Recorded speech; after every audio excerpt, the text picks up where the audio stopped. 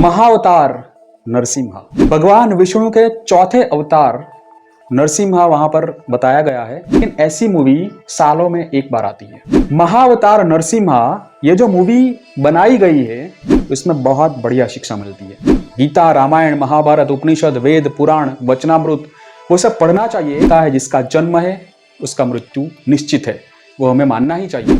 जन्म्या ત્યારથી જરૂર જાણો, મરવાનું છે માથેજી, આવ્યા ત્યારે શું લાવ્યા અને શું લઈ જાવું સાથેજી। एक पैसों की ताकत उसके अंदर आ जाती है, एक सत्ता की ताकत, वो घमंड ज्यादा बढ़ने लगता है। ये तेरा ईगो तुझे मारेगा, मैं तुझे नहीं मारूंगा, तेरा ईगो तुझे मारेगा, तेरा अहम तुझे मारेगा। लेकिन गर्भ में जो उसको संस्कार पड़ा था, उसी संस्कार की वजह से वो भगवान की भक्ति करने लगा।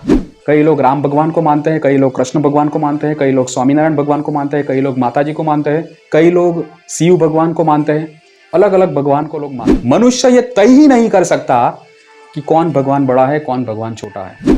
भगवान का सूर्य तो मध्याह्न तप रहा है। अगर कोई उस पर सूर्य पर धूल डालने की कोशिश करता है तो सूर्य को तो कुछ नहीं होता, लेकिन वही धूल उसकी आंख में आकर गिरती है। परमात्मा सर्वश्रेष्ठ है और इस दुनिया को चला रहे हैं वो परमात्मा है। तो आप जिस भगवान को मानो वही आपके लिए सर्वोपरि भगवान है। इस मूवी में हमें शिक्षा मिलती है कि जिस भगवान को आप मानते हो पूरी श्रद्धा के साथ मानो, पूरे विश्वास के साथ मानो, जैसे भक्त प्रहलाद मानते थे। जितने भी देवी देवता है, जितने भी भगवान है, आदर सबका करो, लेकिन टेक एक की रखो।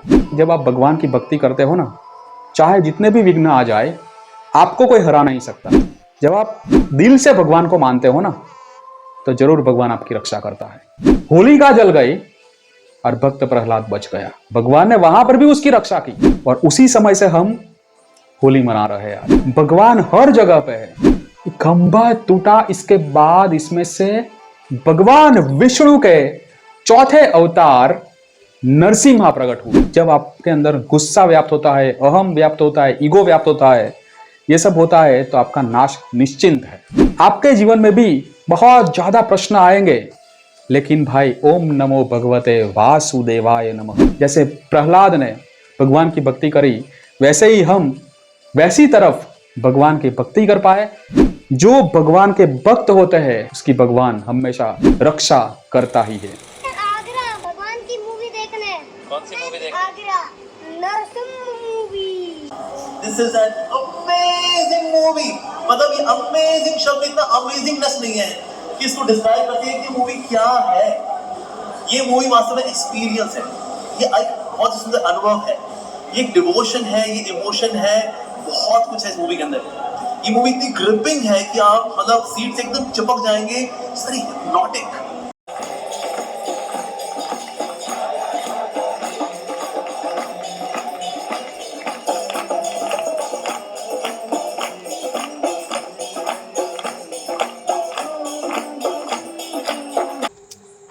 ब्लास्ट सुपर फैंटास्टिक, बहुत बढ़िया थी, बिल्कुल मजा आ गया देख के। हमने पहले सुनी थी, लेकिन रियलिटी में देखकर मजा आया। सारे के सारे आओ और देखें, क्योंकि हमारे रिलीजियस के लिए ऐसी मूवीज जो बन रही है वो बहुत अच्छी है। भगवान का बहुत अच्छा रूप दिखा रखा है।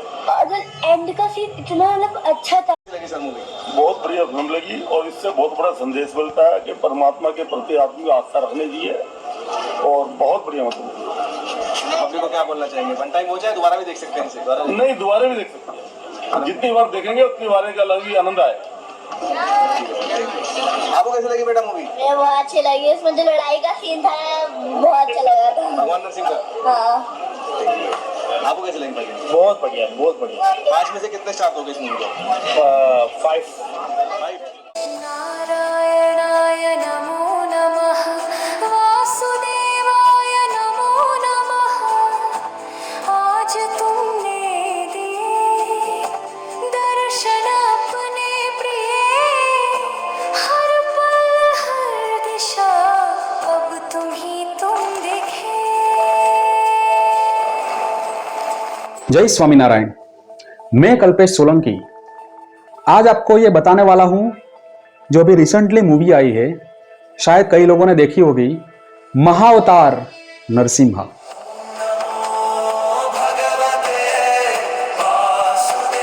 भगवान विष्णु के चौथे अवतार नरसिम्हा वहां पर बताया गया है। लेकिन ये जो मूवी है बॉलीवुड की मूवी है और उसका जो डायरेक्टर है अश्विन कुमार, उन्होंने बहुत बढ़िया तरीके से ये मूवी बनाई गई है।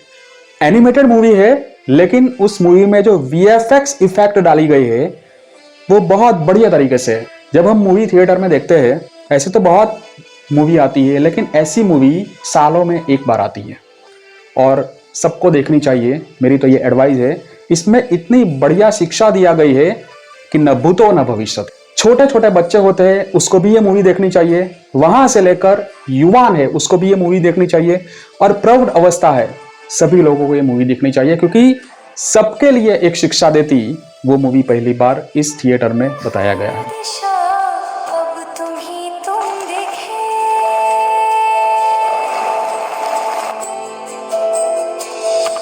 अपनी सुध बुध में मेरा बस तू ही सहारा, तुझसे तुझको है चाह पा ही लिया। डायरेक्टर अश्विन कुमार ने इसमें जो विजुअल इफेक्ट डाली है, हमको लगता है कि भाई जब हम मूवी देख रहे होते हैं उसी समय हमको लगता है कि हमारे सामने ही वो सब सिचुएशन हो रही है, मतलब कि हमारे सामने ही वो सब इफेक्ट आ रही है। 2D और 3D में ये मूवी सब लोग देख रहे हैं, आज चल भी रही है अभी। लेकिन महाअवतार नरसिम्हा ये जो मूवी बनाई गई है इसमें बहुत बढ़िया शिक्षा मिलती है। उसका आपको मैं रिव्यू पेश करने वाला हूँ अभी कि उस मूवी में क्या क्या बताया गया है। सबसे पहले मैं आपको बता दूं कि ये स्टोरी तो हम सब लोग जानते हैं, भक्त प्रहलाद की स्टोरी, वो तो सदियों से लोग जानते थे। लेकिन उसमें जो स्टोरी बताई गई है वो बहुत बढ़िया तरीके से बताई गई है और सबको देखनी चाहिए, क्योंकि ये एक मूवी आपकी लाइफ को चेंज कर सकती है, आपकी लाइफ बदल सकती है। मैं कल्पेश सोलंकी, उस मूवी में क्या क्या बताया गया है मैं आपको बताने वाला हूं। प्रहलाद, हिरण्याकश्यप और नरसिम्हा जो भगवान विष्णु के चौथे अवतार थे, उस मूवी में बताया गया। हजारों साल पहले सतयुग था, उसी समय का हजारों साल पहले जो हुआ था वो मूवी में बताया गया है। बचपन से ही हमने नरसिंह अवतार की कहानियां सुनी है। हम सभी जानते हैं कि देवताओं और पृथ्वी को हिरण्याकश्यप राक्षस के अत्याचारों से बचाने के लिए भगवान विष्णु ने नरसिंह अवतार लिया था। मगर निर्देशक अश्विन कुमार ने आज के दर्शकों के लिए एनिमेटेड मूवी के माध्यम से भारतीय संस्कृति और भगवान विष्णु के अवतारों को जिस मनोरंजक ढंग से पेश किया है वह अपने आप में एक सराहनीय पहल है। निर्देशक अश्विन कुमार अपनी इस एनिमेटेड मूवी के जरिए मानवीय संवेदनाओं की बारीक पड़ताल करते हैं, जो अहंकार, लोभ, वासना और ईर्ष्या जैसे विनाशकारी तत्वों के जरिए सत्ता हासिल करने के जिद्दी मानसिकता को उजागर करती है। हालांकि फिल्म का पहला भाग मंथर गति से आगे बढ़ता है, पर कहानी के आगे बढ़ने के साथ अश्विन कुमार की भावपूर्ण कहानी भारत के प्राचीन महाकाव्यों को समकालीन संवेदनाओं से जोड़ती है, जिससे वे आज की पीढ़ी के लिए एक प्रासंगिक और प्रेरणादायक बन जाते हैं। कहानी की शुरुआत महर्षि कश्यप द्वारा संध्या में की जा रही पूजा से होती है। तभी उसकी पत्नी दीति पुत्र की प्राप्ति की प्रबल इच्छा व्यक्त करती है और महर्षि से सहवास की प्रार्थना करती है। कश्यप उसे समझाते हैं कि शास्त्रों के अनुसार यह समय रजोगुण और तमोगुण से युक्त होता है, जिसमें दैवी नहीं बल्कि आसुरी शक्तियां सक्रिय रहती है और ऐसे समय में गर्भ धारण करना अशुभ फल दे सकता है। और अंततः महर्षि कश्यप संध्या में उसके साथ सहवास करते हैं, मगर उसकी इच्छा, उनकी आशंका सत्य साबित होती है। दीति के गर्भ में हिरण्याक्ष और हिरण्याकश्यप जैसी राक्षसी प्रवृत्ति के भ्रूण अपना स्थान ग्रहण कर चुके हैं, जो भविष्य में अपने अत्याचारों से संपूर्ण ब्रह्मांड पर हाहाकार मचाएंगे। दो पुत्र हुआ, वो भी क्योंकि वो आसुरी समाज में उसका जन्म हुआ था, तो आसुरी समाज में उसका जन्म जब हुआ था तो वो भी दो जो उसका पुत्र हुआ वो भी बहुत असुर निकले। दोनों भाई भाई थे, इतनी आसुरी वृत्ति फैला रहे थे। आज के समाज में भी ऐसे कई लोग हैं जो इस दुनिया में उसका एक ही कर्म रहता है कि आसुरी वृत्ति को फैलाओ। उसको धार्मिक वृत्ति नहीं पसंद आती, उसको आसुरी वृत्ति पसंद आती है, मतलब कि असुर वाले जितनी भी क्रिया है वो करते हैं। तो वैसे ही हिरण्याक्ष और हिरण्याकश्यप दोनों आसुरी वृत्ति वाले थे, दोनों आसुरी शक्ति को फैला रहे थे इस दुनिया में। तो हिरण्याक्ष ने क्या किया, वो शुक्राचार्य गुरु से शिक्षा पाने के लिए चले गए। और हिरण्याक्ष ने क्या किया कि पृथ्वी को समुद्र में डुबाया, क्योंकि पाताल लोक थे उसमें उन्होंने अपना अड्डा जमा लिया, अपनी शक्ति वहां पर बिछा दी और पाताल लोक में वो चले गए। मतलब कि पृथ्वी को समुद्र में डुबा दिया। तो विष्णु के जो तीसरे अवतार थे, जिसे हम वराह अवतार कहते हैं, वो वराह अवतार वहां पर गए। वराह अवतार गए और पृथ्वी को निकाला। इसके बाद वो वराह अवतार ने हिरण्याक्ष को नाश किया, उसका वध कर दिया। देखो, एक स्टोरी तो यहां पर खत्म हो जाती है हिरण्याक्ष की, लेकिन अब असली स्टोरी शुरू होती है यहां से। हिरण्याकश्यप को ये बात सुनकर उसको इतना क्रोध आ गया, दैवी शक्ति इस दुनिया में है ही नहीं, और जो है तो मैं उसका नाश करूंगा। भगवान विष्णु का भी नाश करूंगा, क्योंकि दैवी शक्ति होनी ही नहीं चाहिए, क्योंकि वो आसुर थे, असुरी शक्ति वाले थे। उन्होंने कहा कि नहीं, अगर शक्ति चलेगी तो मेरी चलेगी। हिरण्याकश्यप इतने आसुरी वृत्ति में आ गया कि भगवान नाम की कोई चीज है ही नहीं, ऐसा वो मानने लगा। इसके बाद शुक्राचार्य के पास गया। उन्होंने कहा कि भगवान विष्णु को अगर आपको हराना है, भगवान विष्णु को उसकी शक्ति को हराना है, तो आपको आपके अंदर ऐसी शक्ति होनी चाहिए। ऐसा आप कुछ करो कि आपके अंदर ऐसी शक्ति आ जाए। हिरण्याकश्यप शुक्राचार्य के पास गया। उन्होंने कहा सर्वशक्तिमान बन जाओ, ताकि भगवान विष्णु की शक्ति आपके ऊपर हावी हो ना सके। तो ऐसे लिए हिरण्याकश्यप ब्रह्मा की पूजा करने के लिए, ब्रह्मा जी की आराधना करने के लिए, ब्रह्मा जी को प्रसन्न करने के लिए ब्रह्मा जी के पास गए। ब्रह्मा जी को प्रसन्न करने के लिए एक पैर पर खड़े हो गए, मतलब कि तप कर रहे थे। तो उसी समय जब वो हिरण्याकश्यप तप कर रहे थे, दूसरे साइड उसकी जो पत्नी थी कयाधु, आप सब लोग उस मूवी में देखा होगा कि कयाधु उसकी पत्नी गर्भवती, और उसी समय उसके जो गर्भ में बच्चा हो रहा था, मतलब बड़ा हो रहा था। तो कयाधु पत्नी थोड़ी संस्कारी थी और मंदिर में जाती थी, भगवान की पूजा करती थी, भगवान की प्रार्थना करती थी, भगवान की आराधना करती थी।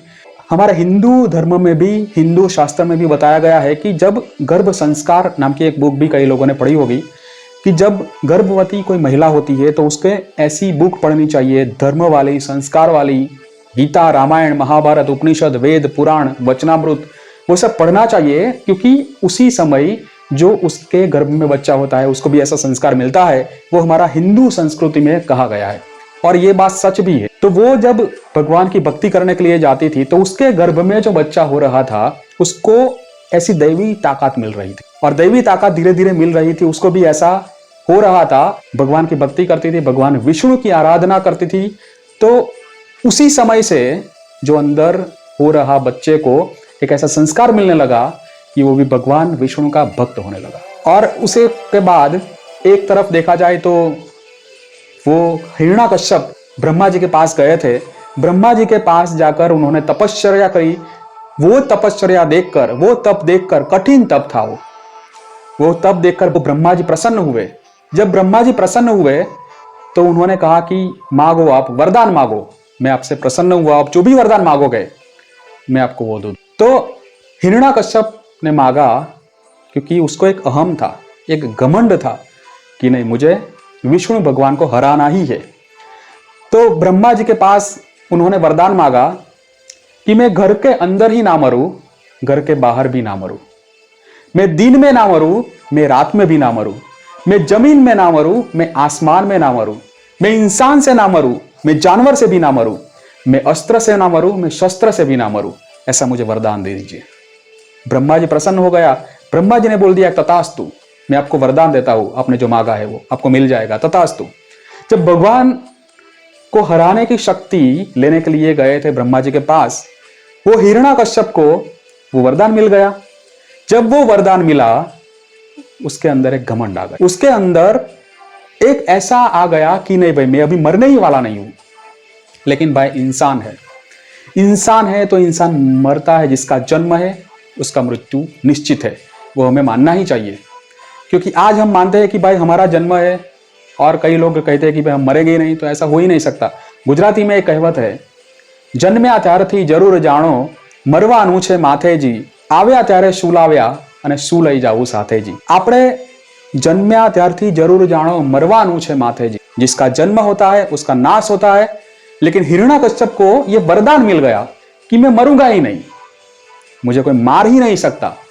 जैसा इंसान के अंदर आज के समय में देखा जाए तो इंसान के अंदर एक मान मिल जाता है, एक पैसों की ताकत उसके अंदर आ जाती है, एक सत्ता की ताकत, वो घमंड ज्यादा बढ़ने लगता है। मतलब कि सत्ता की ताकत उसको घमंडी बना देते हैं, उसके अंदर एक अहम आ जाता है। थोड़ा टाइम पहले एक मूवी आई थी, शायद कई लोगों ने देखी होगी, सिंघम मूवी थी। उसमें जो विलन होता है वो घमंडी होता है, तो सिंघम उसको क्या कहता है कि तेरा ईगो तुझे मारेगा, मैं तुझे नहीं मारूंगा, तेरा ईगो तुझे मारेगा, तेरा अहम तुझे मारेगा। तो वैसे ही हिरण्याकश्यप जब मानने लगा कि अभी मैं ही सर्वशक्तिमान हूं, मैं ही सब कुछ कर सकता हूं, मेरे अलावा इस दुनिया में कोई भगवान है ही नहीं, मैं लोगों में ऐसा आसुरी तत्व फैलाऊंगा, ऐसी शक्ति से मैं लोगों को कहूंगा कि आप मुझे ही मानो, मैं ही भगवान हूं, मैं ही सर्वस्व हूं। ऐसे हिरण्याकश्यप के अंदर एक ऐसा अहम आ गया, एक ईगो आ गया, जिस ईगो की वजह से उसका धीरे धीरे, जब आपके अंदर लगता है कि आपका ईगो आपके पास आ गया है, अहम आपको आता है, धीरे धीरे आप अधर्म में चले जाते हैं, धीरे धीरे आपकी जो शक्तियां है धीरे धीरे नाशवंत हो जाती। तो वैसा ही उसको हुआ, प्रसन्न हो गया, वरदान भी मिल गया, अहम आ गया, उसमें घमंड आ गया, वो घमंडी बनने लगा। पाताल लोग, पृथ्वी लोग, उन्होंने त्रास फैलाना शुरू कर दिया कि भाई मैं ही सर्वस्व हूं, मुझे आप मानो, भगवान विष्णु इस दुनिया में है ही नहीं। अब एक तरफ हिरण्याकश्यप को वरदान मिल गया, वरदान मिलने के बाद वो इतना घमंडी हो गया, इतना उसमें एक ईगो आ गया, और ईगो की वजह से उन्होंने त्रास फैलाना शुरू कर दी। और उसी समय उसके घर पे जो गर्भवती थी, उसकी जो पत्नी कयाधु, उसको बच्चा हुआ। केवल एक भक्त की सुरक्षा हेतु अवतरित होकर मेरा ऐसा मान बढ़ाया है जिसका आभार मैं लाखों मुख से अनंत काल तक भी आपकी वंदना करके व्यक्त नहीं कर पाऊंगा।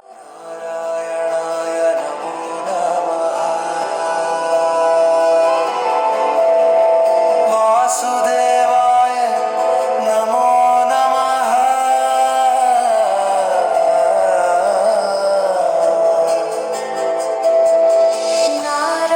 जिसका नाम प्रहलाद रखा गया।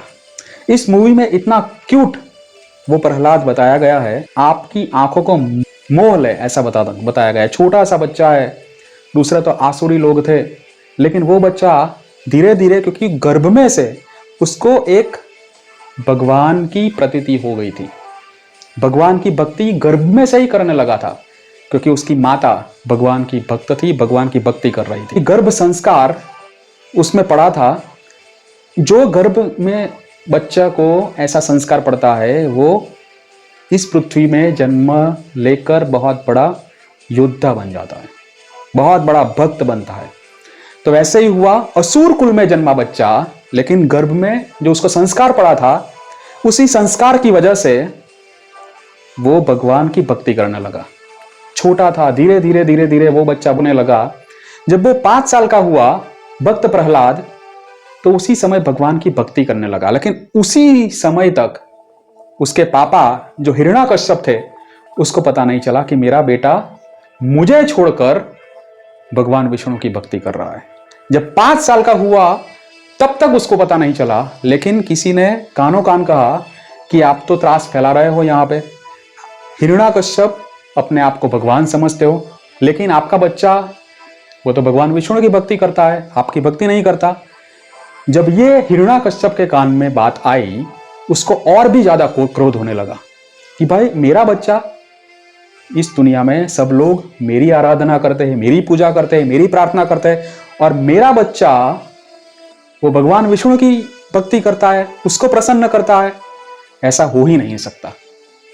तो उन्होंने क्या किया, अपने बच्चे को अपने पास बुलाया और कहा कि तू मेरी भक्ति कर, इस दुनिया में मैं ही सर्वशक्तिमान हूं, मैं ही सर्वश्रेष्ठ हूं, मेरे अलावा कोई है ही नहीं, तू मेरी भक्ति कर। भगवान तो सर्वस्व है, भगवान उस मूवी में बताया गया है कि जो छोटा सा बच्चा भक्त प्रहलाद वो भगवान की इतनी पतिव्रता भक्ति करता है, ओम नमो भगवते वासुदेवाय नमः, वासुदेव मेरे लिए श्रेष्ठ है। आज के समय में देखा जाए तो क्या है कि लोग अलग अलग भगवान को मानते हैं। कई लोग राम भगवान को मानते हैं, कई लोग कृष्ण भगवान को मानते हैं, कई लोग स्वामीनारायण भगवान को मानते हैं, कई लोग माता जी को मानते हैं, कई लोग शिव भगवान को मानते हैं, अलग अलग भगवान को लोग मानते हैं। तो आज के टाइम में अगर देखा जाए, कई लोग कहते हैं ऐसे धर्म के वाद विवाद भी बहुत रहता है इस दुनिया में कि भाई ये भगवान बड़ा, ये भगवान छोटा, ऐसे तर्क विवाद आज के टाइम में हो रहा है। लेकिन मैं सिंपल मैं आपको एक्सप्लेन करके बता दूं कि ये भाई मनुष्य का विषय है ही नहीं। मनुष्य ये तय ही नहीं कर सकता कि कौन भगवान बड़ा है, कौन भगवान छोटा है। सबका मालिक एक, भगवान तो एक ही है। भगवान आप अलग अलग रूप में देख सकते हैं, लेकिन भगवान एक ही है। आज के टाइम में कई लोग ये भी कहते हैं कि भाई ये भगवान है ही नहीं। कई लोग ये साबित कर रहे हैं कि भाई ये भगवान नहीं है, ये भगवान हो ही नहीं सकता, ये तो इंसान है। भगवान का सूर्य तो मध्याह्न तप रहा है, मध्याह्न तप रहा है। अगर कोई उस पर सूर्य पर धूल डालने की कोशिश करता है तो सूर्य को तो कुछ नहीं होता, लेकिन वही धूल उसकी आंख में आकर गिरती है। तो वैसे ही आज के समाज में देखे तो भगवान तो सर्वस्व है भाई, सर्वोपरि है, सर्वशक्तिमान है। एक ऐसी शक्ति जो हम सब जी रहे हैं वो सब एक आत्मा है। आत्मा और परमात्मा में बहुत बड़ा डिफरेंट है। परमात्मा सर्वश्रेष्ठ है और इस दुनिया को चला रहे हैं वो परमात्मा है। तो आप जिस भगवान को मानो वो ही आपके लिए सर्वोपरि भगवान है। आप चाहे राम भगवान को मानते हो, पूरे विश्वास के पूरी श्रद्धा से आप राम भगवान को मानो, वही आपके लिए सर्वोपरि है। आप कृष्ण भगवान को मानते हो, कृष्ण भगवान आपके लिए सर्वोपरि है। पूरी श्रद्धा के साथ, पूरा विश्वास के साथ भगवान को मानो। स्वामीनारायण भगवान को मानते हो तो आपके लिए सर्वोपरि भगवान स्वामीनारायण है। सर्व अवतार के अवतारी है, सर्व कारण के कारण है, सर्वोपरि भगवान है। आप उस भगवान को मानते हो, आपके लिए सर्वोपरि भगवान स्वामीनारायण हुआ। तो इस मूवी में हमें शिक्षा मिलती है कि जिस भगवान को आप मानते हो पूरी श्रद्धा के साथ मानो, पूरे विश्वास के साथ मानो। जैसे भक्त प्रहलाद मानते थे। भक्त प्रहलाद उसके पिता को नहीं मानते, उसको पता था कि ये तो मेरा पिता है, वो तो इंसान है। इंसान भगवान कैसे हो सकता है? हो ही नहीं सकता। भगवान तो सर्वशक्तिमान है और भगवान वही है जो भगवान विष्णु है। एक ही है, सबका मालिक एक, भगवान विष्णु। ऐसा वो मानता था। मेरे लिए तो सर्वशक्तिमान, मेरे लिए तो सर्वोपरि भगवान वो ही है, विष्णु भगवान, जो इस पूरी दुनिया को चला रहा है, अनंत कोटि ब्रह्मांड को चला रहा है। वही शक्ति, वही ताकत उसमें ही हो सकती है, कोई इंसान में नहीं हो सकती। उसके पिता ने, हिरण्याकश्यप ने उसको समझाया, मुझे मानो, मैं ही सर्वशक्तिमान हूं, लेकिन प्रहलाद ने नहीं। मैं आपको नहीं मानूंगा, मेरा इष्टदेव भगवान विष्णु है, वही मेरे लिए सर्वोपरि है, वही मेरे लिए सर्वशक्तिमान है, मैं भगवान विष्णु को ही मानूंगा। हिरण्याकश्यप और भी गुस्से हो जाता है कि मेरा ही बेटा, मेरा ही पुत्र विष्णु भगवान की भक्ति कर रहा है, मेरी भक्ति नहीं कर रहा। हिरण्याकश्यप को इतना घमंड आ जाता है, इतना गुस्सा आता है कि अपने पुत्र को मारने की कोशिश करने लगता है। उस मूवी में बताया गया है, बहुत बढ़िया तरीके से बताया गया है कि भक्त प्रहलाद को मार देना पड़ेगा। उसके पिता ही ऐसा सोचता है। हिरण्याकश्यप के दिमाग में इतना क्रोध आ जाता है कि तू मेरी भक्ति कर, मारने की कोशिश करता है। सबसे पहले क्या करता है कि जाओ, 2-3 वहां पर सैनिकों थे, उस सैनिक को वो कहा कि भाई उसको ऐसी शिक्षा दो कि शिक्षा में ऐसा उसको पढ़ाओ, ऐसा समझाओ कि वो मेरी भक्ति करे, ना कि वो भगवान विष्णु की भक्ति करे। ऐसा उसको सिखाओ। 2 लोग जाते हैं, उसको सिखाते हैं, प्रहलाद तू, तेरे पिता सर्वश्रेष्ठ है, वो कभी मरने वाला नहीं है, तू उसकी भक्ति कर। बहुत टाइम होता है, शिक्षा देता ही रहता है। लेकिन जहां पर वो जाता है, भक्त प्रहलाद के उसके अंतर में एक ही भावना थी, ओम नमो भगवते वासुदेवाय नमः। मेरे लिए भगवान विष्णु ही सर्वश्रेष्ठ है, मेरे लिए वही शक्तिमान है और मेरा भगवान भगवान विष्णु ही है, बाकी कोई हो ही नहीं सकता इस दुनिया में। एक पतिव्रता की भक्ति। कई लोग कहते हैं कि पतिव्रता की भक्ति करो तो कैसी करनी चाहिए?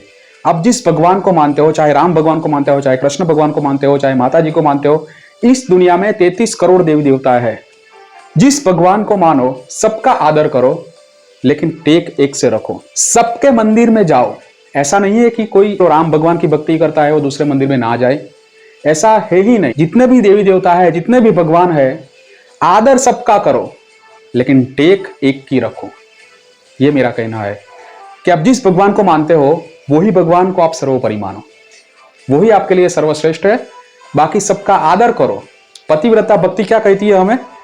जब पतिव्रता स्त्री होती है वो भाई को भी अपने घर पे बुलाती है, अपने पापा को घर पे बुलाती है, अपने फ्रेंड्स आता है घर पे, लेकिन अब अपने पति पर जैसा विश्वास हो, जैसी श्रद्धा हो, जैसे मानती हो वैसे दूसरों में मान नहीं सकती। एक पति पर पूर्ण विश्वास होता है, बाकी सबका आदर करती है, सबका सम्मान करती है, लेकिन पति जैसा भाव दूसरों में नहीं होता।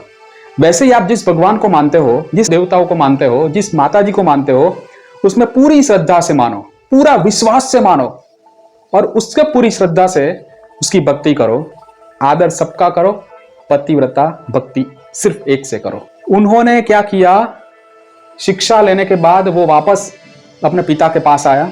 उस मूवी में बताया गया है उसके गोद में बिठाता है उसके पिता हिरण्याकश्यप, और इसके बाद कहते हैं कि बेटा उन्होंने क्या सिखाया?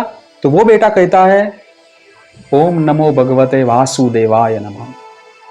सर्वशक्तिमान तो एक भगवान विष्णु है, और वो भक्त प्रहलाद अपने पिता को कहते हैं अगर मोक्ष चाहिए तो आप भी भगवान विष्णु की भक्ति करो।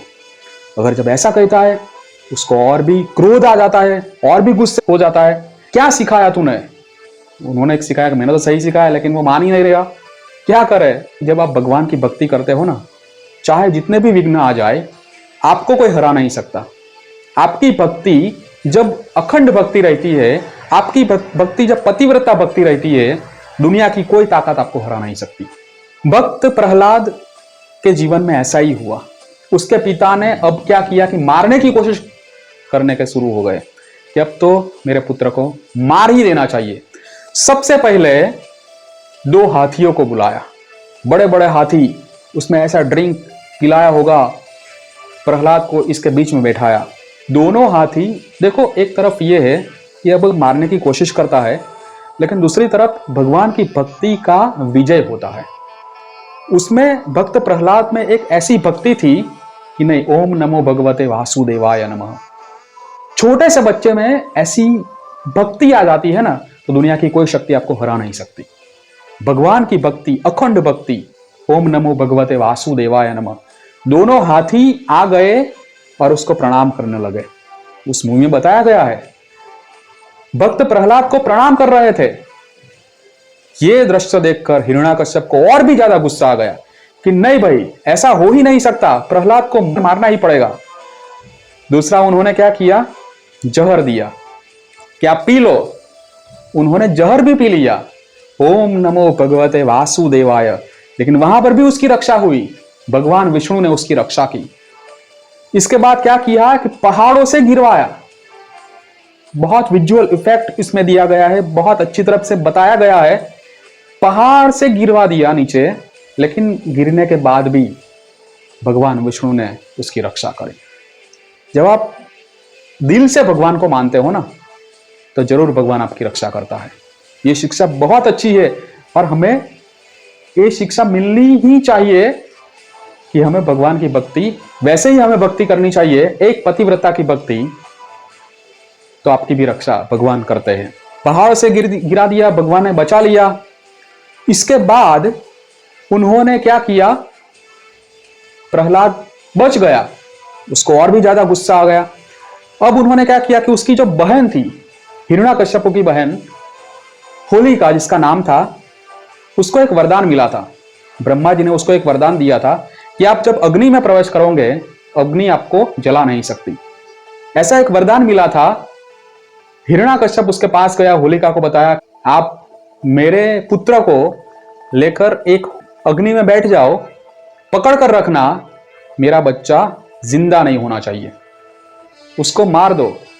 होलिका ने, उसकी बहन ने तो पहले मना कर दिया कि नहीं भाई मैं ऐसा नहीं कर सकती, लेकिन फिर भी जब हिरण्याकश्यप ने कहा कि आपको करना पड़ेगा, तो होलिका तैयार हो गई और अग्नि वहां पर आसपास में प्रगटाई, उस पर होलिका बैठ गई, उसके गोद में उस बच्चे को रख दिया, प्रहलाद को रख दिया और प्रहलाद को उसी गोद में रखा। इसके बाद क्या हुआ, अग्नि को जलाया और जिसने भी आसपास लकड़ी रखी थी वहां पर भी सारी लकड़ी जल गई।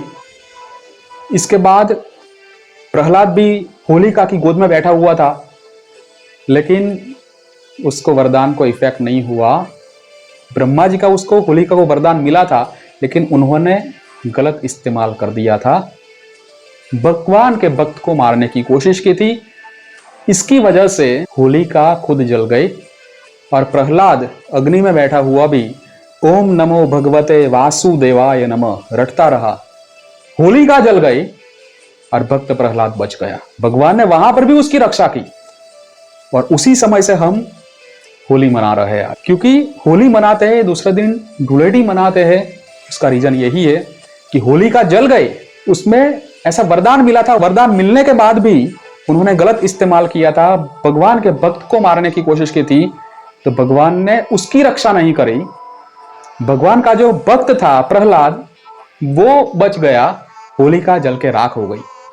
देख रहा था कि मेरी बहन जल गई, लेकिन भक्त प्रहलाद तो बच गया, उसका बेटा तो बच गया, और भी ज्यादा गुस्से हो गया। उन्होंने क्या किया कि जाओ मेरे बेटे को ले जाओ समुद्र के अंदर, जहां पर ज्यादा सर्प रहता है, सांपों की दुनिया रहती है, क्योंकि बहुत गहरा समुद्र होता है, उसमें बहुत बड़े बड़े सर्प भी रहते हैं।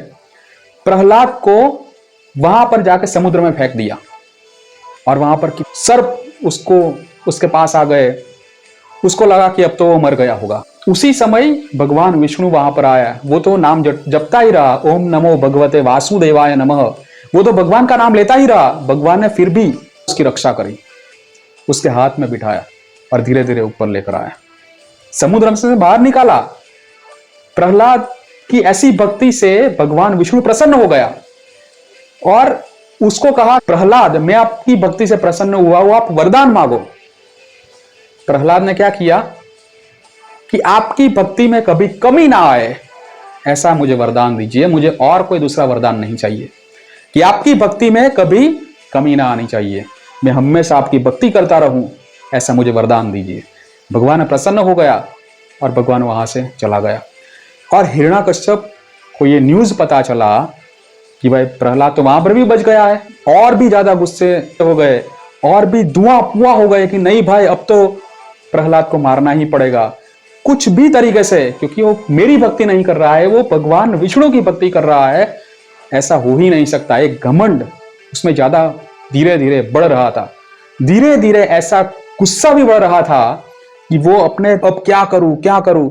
और उस मूवी में बताया गया है, ऐसी इफेक्ट से बताया गया है कि भाई आपका दिमाग भी वहां पर जाके स्थिर हो जाता। अब जब धीरे धीरे भक्त प्रहलाद को मारने की कोशिश नाकामयाब होने लगी, तो वैसे वैसे धीरे धीरे उसका गुस्सा और भी बढ़ता गया कि अब तो मुझे कुछ करना पड़ेगा। वो जब राजमहल में थे तो फाइनली दृश्य आता है, बहुत हमारी जो आंखें वहां पर इतनी विजुअल इफेक्ट उस मूवी में दिया गई है कि आप भी वहां पर खड़े हो, विजुअल इफेक्ट इतनी आपके दिमाग में इफेक्ट करती है कि भाई नहीं बहुत अच्छी मूवी है।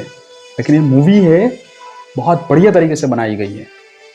एनिमेशन में आपको लगता है कि भाई, लेकिन कई बार मैं भी पहले ऐसा मानता था कि भाई एनिमेशन मूवी तो चलो भाई ऐसे इतनी अच्छी नहीं रहती, लेकिन ये जब महाअवतार नरसिम्हा मूवी मैंने देखी, इसके बाद मुझे लगा कि भाई नहीं, एक एनिमेशन मूवी, एक एनिमेटेड चीज भी इतनी इफेक्ट कर सकती है जो हम कभी सोच भी नहीं सकते। तो ऐसा ही धीरे धीरे हिरण्याकश्यप इतना गुस्सा होने लगा, अब तो मुझे प्रहलाद को मारना ही पड़ेगा, किसी भी सिचुएशन में उसको मार दूंगा।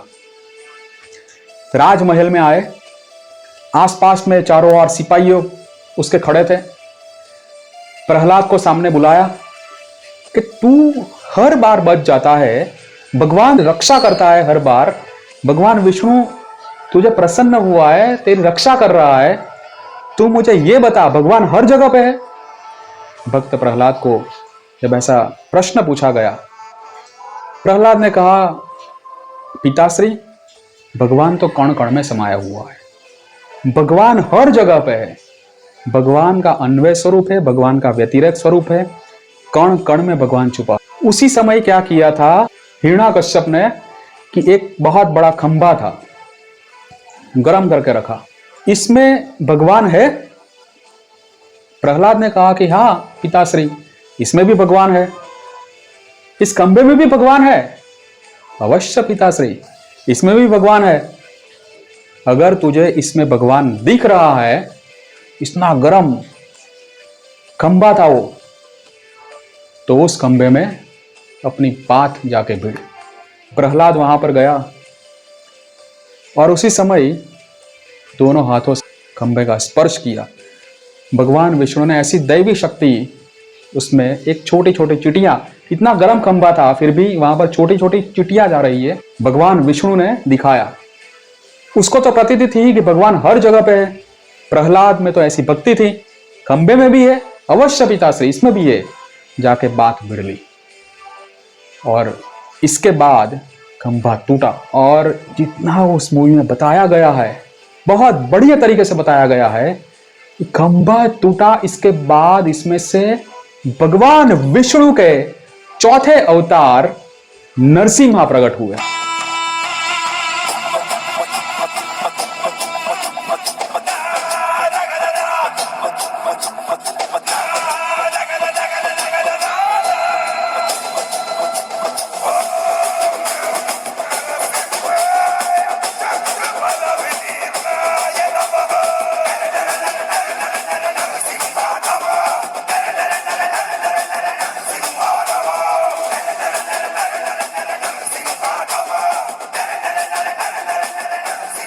महाअवतार नरसिम्हा इस मूवी का टाइटल ही है। नृसिंह भगवान प्रकट हुए, ऊपर से शेर जैसा मुख था उसका। उस मूवी में बहुत बढ़िया तरीके से बताया गया है, बहुत अच्छा बताया गया है उस रोल में कि ऊपर से सिंह का रूप, नीचे से मनुष्य का रूप, और वो नृसिंह भगवान प्रकट हुआ। प्रकट तो हुआ, लेकिन उसी समय भक्त प्रहलाद ने उसको प्रणाम किया। एक तरफ हिरण्याकश्यप, उसका गुस्सा आसमाने पहुंचा था, लेकिन भाई एक चीज हमेशा ध्यान रखो कि जब आपके अंदर गुस्सा व्याप्त होता है, अहम व्याप्त होता है, ईगो व्याप्त होता है, ये सब होता है तो आपका नाश निश्चिंत है। हिरण्याकश्यप का नाश निश्चिंत था अभी, क्योंकि उसको उन्होंने भगवान की भक्ति करते हुए अपने पुत्र को भगवान की भक्ति करने में ज्यादा विघ्न डाले थे, भक्ति करने नहीं देता था। तो ऐसे ही जब हिरण्याकश्यप ने यह देखा तो आसपास जितने भी सैन्य थे, सैनिक खड़े थे। अभी तो संध्या काल नहीं हुआ था, सबको मार रहे थे, हटा रहे थे, सबको हटा दिया, सब लोग महल में से बाहर चले गए। इसके बाद वो वहां पर एक तरफ प्रहलाद खड़ा था, एक तरफ नृसिंह भगवान खड़े थे और दूसरी तरफ हिरण्याकश्यप खड़ा था। और वो हिरण्याकश्यप के पास आया। अब देखो, हिरण्याकश्यप ने, उसको जो वरदान मिला था कि वो घर के अंदर ना मरे, घर से बाहर भी ना मरे, उसको अहम इस बात का था कि मैं मर ही नहीं सकता, मुझे कोई मार ही नहीं सकता, इस दुनिया में कोई शक्ति मुझे मार नहीं सकती, कोई शक्ति मुझे हरा नहीं सकती, क्योंकि मैं मरने वाला नहीं हूं। ताकि मैं घर के बाहर भी ना मरूं, घर के अंदर भी ना मरूं, मैं दिन में भी ना मरूं, मैं रात में भी ना मरूं, मैं जमीन के ऊपर भी ना मरूं, मैं आसमान में भी ना मरूं, मुझे इंसान भी नहीं मार सकता, मुझे कोई जानवर भी नहीं मार सकता, मैं अस्त्र से भी ना मरूं, मैं शस्त्र से भी ना मरूं। ये वरदान उसको मिला था। वो नृसिंह भगवान आया, उन्होंने अपने गोद में उठाया, गोद में उठाया, गोद में बिठाया। ना वो जमीन भी थी, ना वो आसमान भी था, घर के दरवाजे के बीच वो लाया। ना वो घर के बाहर भी ना था, वो घर के अंदर भी नहीं था। उसी समय संध्या काल हुआ था। संध्या काल के टाइम में ना वो दिन भी ना वो रात भी था। नृसिंह भगवान प्रकट हुआ था, ऊपर से शेर मतलब सिंह का रूप था, नीचे इंसान का रूप था। ना वो इंसान भी था, ना वो जानवर भी था। अपने नाखून से गोद में बिठाया हुआ हिरण्यकश्यप को अपने नाखून से चीर दिया। मतलब इन नाखून ना वो अस्त्र भी थे ना वो शस्त्र भी थे, और उसको हिरण्यकश्यप को चीर दिया। और उस मूवी में बताया गया है कि उसका हार्ट भी निकाल दिया। और वो दृश्य हमको बहुत भयभीत करता है। सिर्फ हमको नहीं, आसपास में देवी देवताएं भी वहां पर आ गए थे। जितने भी देवी देवताएं थे आसपास में, आसमान से वहां पर आ गए थे। और नुसी का ये रूप देखकर सब लोग भयभीत हो चुके थे। लेकिन भक्त प्रहलाद शांत था, क्योंकि उसको पता था कि ये भगवान विष्णु ही है जो मेरी रक्षा कर रहा है। सब लोग देवी देवताएं वहां पर आ गए थे, लेकिन उसी समय भी जो नुसी था, नरसिम्हा, वो रूप इतना आक्रांत था कि सब लोग डर गए। वहां पे जितने भी लोग खड़े थे, जितने भी देवी देवता थे वहां पर आए थे, वो सब डर गए। और उसी समय भगवान विष्णु को अपने सही रूप में आने के लिए भक्त प्रहलाद ने उसको विनंती की कि हे भगवान, आप असली रूप में आओ। इसके बाद भगवान विष्णु अपने असली रूप में आए थे और हिरण्यकश्यप का उन्होंने वध कर दिया था। बहुत बढ़िया तरीके से ये मूवी बनाई गई है, वीएफएक्स इफेक्ट डाली गई है, लेकिन बहुत अच्छी एनिमेशन मूवी है। एआई टेक्नोलॉजी इसमें यूज की गई है। अगर ये तो शुरुआत है, इसके बाद भगवान विष्णु के जितने भी अवतार है फ्यूचर में जो मूवी आएगी उसमें दिखाएंगे। लेकिन भाई हमें शिक्षा ये मिलती है कि मैंने अभी जो बताया कि आप भगवान की भक्ति करो तो पतिव्रता भक्ति करो। जिस भगवान को मानते हो वो भगवान आपके लिए सर्वोपरि भगवान है। ऐसी भगवान की भक्ति करो जैसे भक्त प्रहलाद ने करी। ऐसमें उसकी जीवन में विघ्न आए, समस्याएं आई, आप असली जिंदगी जी रहे हो तो आपकी जिंदगी में भी बाधाएं आएंगी, समस्याएं आएंगी, आपके जीवन में भी बहुत ज्यादा प्रश्न आएंगे।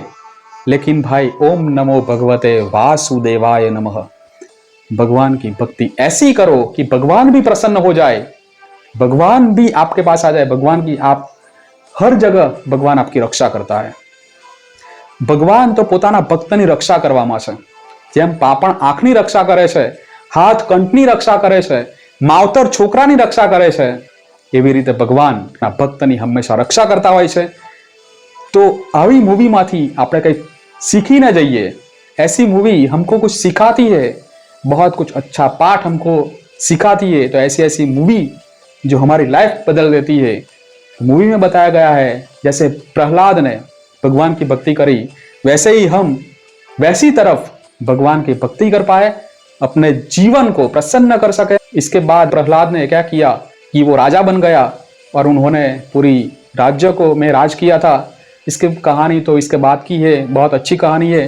ये कहानी आपको अगर पसंद आई होगी तो आप भी, मैं जो आपको बता रहा हूँ कि जिंदगी में ऐसी भक्ति करो कि भगवान भी आपसे प्रसन्न हो जाए। जो भगवान के भक्त होते हैं उसकी भगवान हमेशा रक्षा करता ही है। जय स्वामीनारायण।